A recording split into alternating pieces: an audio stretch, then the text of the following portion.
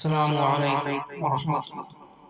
الحمد لله رب العالمين والصلاة والسلام على أشرف المرسلين وعلى آله وصحبه وسلم.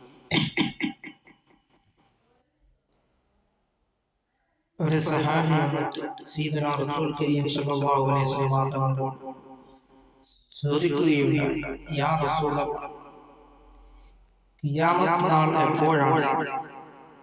അപ്പോൾ സയ്യിദുനാ റസൂൽ കരീം സല്ലല്ലാഹു അലൈഹി വസല്ലം തങ്ങൾ പറയുകയാണ്, ഖിയാമത്ത് നാൾ ആകുകയാണെങ്കിൽ നിങ്ങൾ എന്താണ് ഒരുക്കി വെച്ചിരിക്കുന്നത്?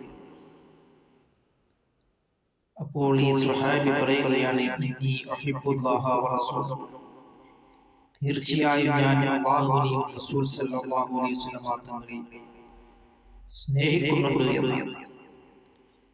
അല്ലാതെ എന്റെ അമലുകൾ കൊണ്ട് ഞാൻ രക്ഷപ്പെടുമല്ലോ, എന്റെ സദഖ കൊണ്ട് ഞാൻ രക്ഷപ്പെടുമല്ലോ, എന്റെ ദാനധർമ്മങ്ങളോ എന്റെ നോമ്പ് കൊണ്ടോ എന്റെ ഹജ്ജ് കൊണ്ടോ ഞാൻ രക്ഷപ്പെടുമെന്നോ ഈ സഹാബി പറഞ്ഞില്ല. ഞാൻ അല്ലാഹുവിനെയും റസൂൽ സല്ലല്ലാഹു അലൈഹി വസല്ലം തങ്ങളെയും സ്നേഹിക്കുന്നുള്ളൂ എന്നാണ് ഈ സ്വഹാബി പറഞ്ഞത്. അപ്പോൾ റസൂൽ കരീം സല്ലല്ലാഹു അലൈഹി വസല്ലം തങ്ങൾ പറയുകയാണ്, അൽ മർഉ മഅ മൻ അഹബ്ബ, മനുഷ്യൻ സ്നേഹിക്കുന്നവരോടൊപ്പം നാളെ സ്വർഗ്ഗത്തിലാണ് എന്ന് സയ്യിദുനാ റസൂൽ കരീം സല്ലല്ലാഹു അലൈഹി വസല്ലം തങ്ങൾ പറഞ്ഞു. ആരെ സ്നേഹിക്കുന്നുണ്ടോ അവരോടൊപ്പമായിരിക്കും എന്നാണ്.